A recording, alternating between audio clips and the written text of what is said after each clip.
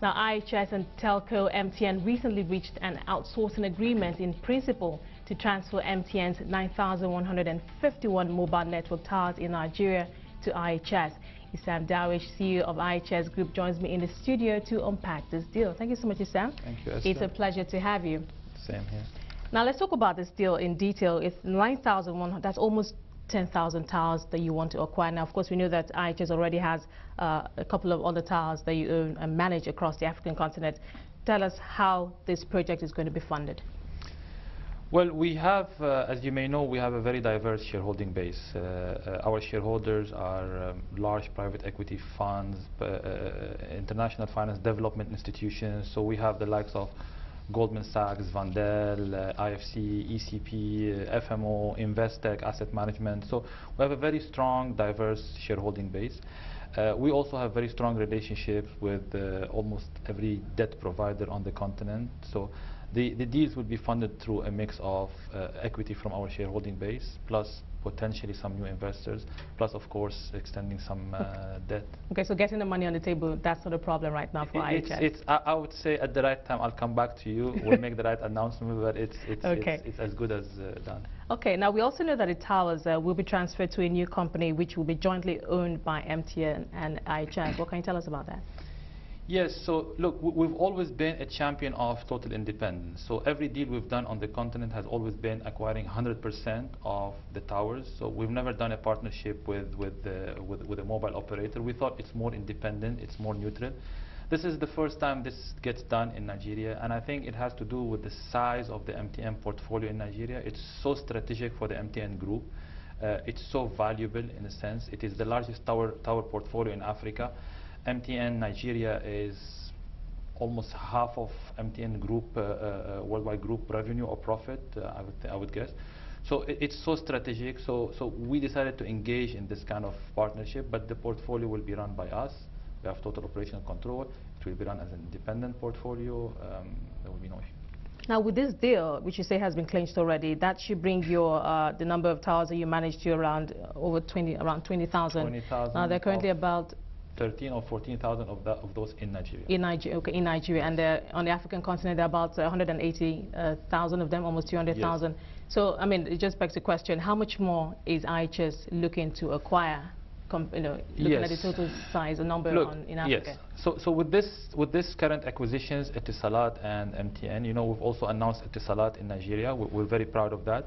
So between Etisalat and Nigeria and MTN in Nigeria, we almost double our portfolio size this year.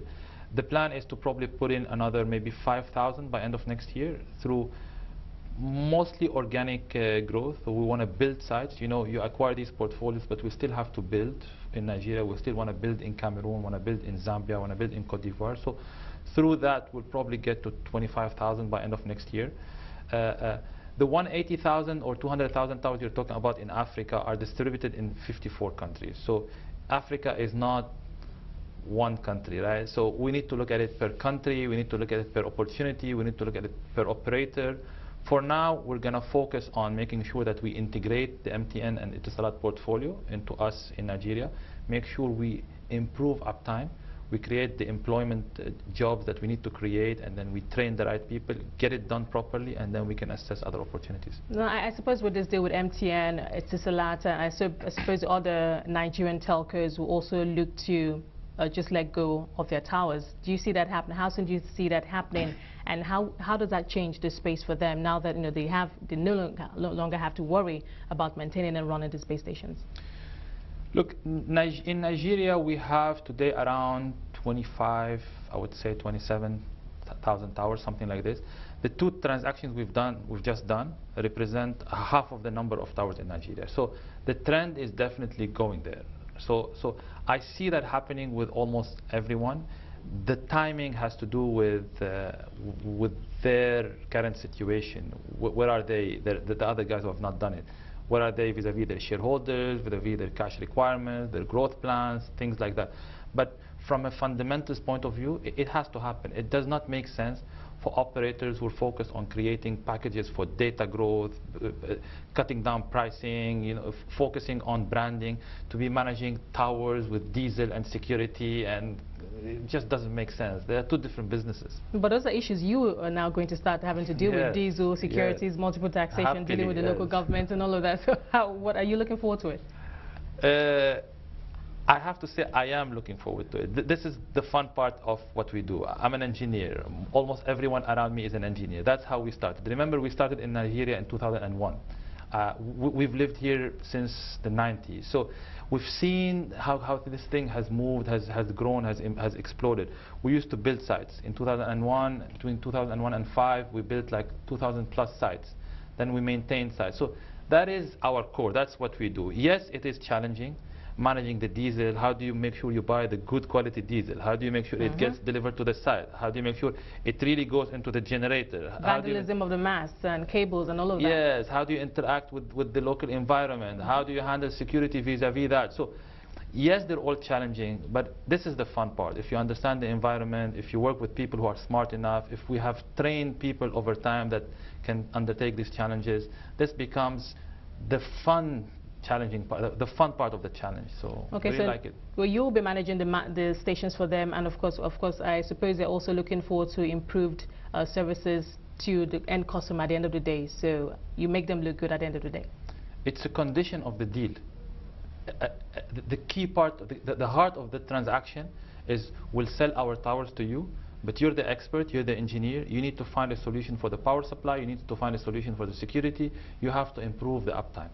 It's a matter of time, but it's a condition of the deal. It's not an option. We have to improve the performance on these towers, and it's a commitment we're making to the public now. You're guaranteeing this telcos that, because you know that from time to time they're consistently fined by the NCC, the regulator here, thousands and thousands of dollars almost every year. So are you saying that we might see a significant reduction of that, or perhaps that eliminated? We have to. It's just a matter of time. It's not going to happen overnight, right? Okay. You can't change or improve 9,000 different locations in Nigeria overnight.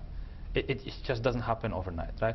It will take some time, probably a year, two, maybe even more, but it's gradual transformation, but it has to happen, and it's part of the transaction. Is that going to happen across the African continent for those of them that they have footprints all over? Every tower we buy or we own has a different and improved power system.